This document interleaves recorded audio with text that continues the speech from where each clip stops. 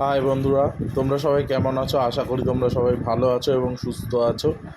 আজকে আমি তোমাদের যে ওয়ার্কআউটগুলো দেখাবো সেগুলো হচ্ছে শোল্ডার আর আর্মসের আছে। এখন দেখো, শোল্ডার প্রেস মারছি। এটা তোমরা 3 সেট করে করবে। বেসিক্যালি আমাদের যা এক্সারসাইজ আছে সেগুলো সবই 3 সেট করে করাই আমাদের উচিত, সঠিক পাম্প, সঠিক স্ট্রাকচারের জন্য। দেখো, এটা ল্যাটারাল রাইজ মারছি। এটা খুব ভালো এক্সারসাইজ সাইডের ডেল্টয়েডের জন্য আমাদের। এটা করলে তুমি 3 সেট করে করতে পারো, এটা রোপেও মারতে পারো। তারপর আমরা আর্মসে যাচ্ছি, ট্রাইসেপসের জন্য পুশ আপ মারছি। এটা একটু শর্ট গ্যাপ হবে হাতে। দেখো, পুশ আপটা তোমরা যতগুলো এক্সট্রা করবে ততই বেনিফিট পাবে পুশ আপে। তারপর আমরা বাইসেপসে আসলাম।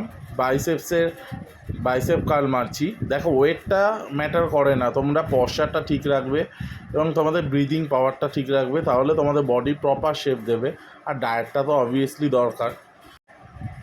নেক্সট আমরা যে এক্সারসাইজ করব সেটা হচ্ছে আবার শোল্ডারের জন্য। ওটা ফ্রন্ট ট্রাইসেপস মারবো। ফ্রন্টের দেখো, ফ্রন্ট ট্রাইসেপস মারছি।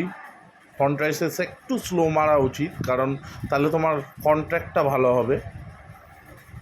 দেখো, সব এক্সারসাইজই তোমার পাওয়ারের ওপর তুমি ওয়েট ক্যারি করবে, কারণ ওয়েট লিফটিং, হেভি লিফটিং করে কোনো লাভ নেই। আর ego lifting is not mandatory. তো তুমি সেই রকমভাবে এক্সারসাইজ করো যেটা তোমার প্রপার বডি শেপ দেবে। এবং লাস্ট এক্সারসাইজ বাইসেপসের হ্যামার কার্ল মারছি। দেখো হ্যামারটা কীভাবে যাচ্ছে বাইসেপসে। হ্যাঁ, বলতে পারো আমার প্রপার শেপ নেই বা আমি খুব কাটস নেই আমার চেহারা, কারণ আমি প্রপার ডায়েটটা করতে পারি না। কারণ প্রপার ডায়েট করতে গেলে অবভিয়াসলি তোমার নিজের একটা মান্থলি খরচা লাগে, সেটা হয়তো সবার পক্ষে সবটা মেনটেন করা, যাই হোক, পসিবল না।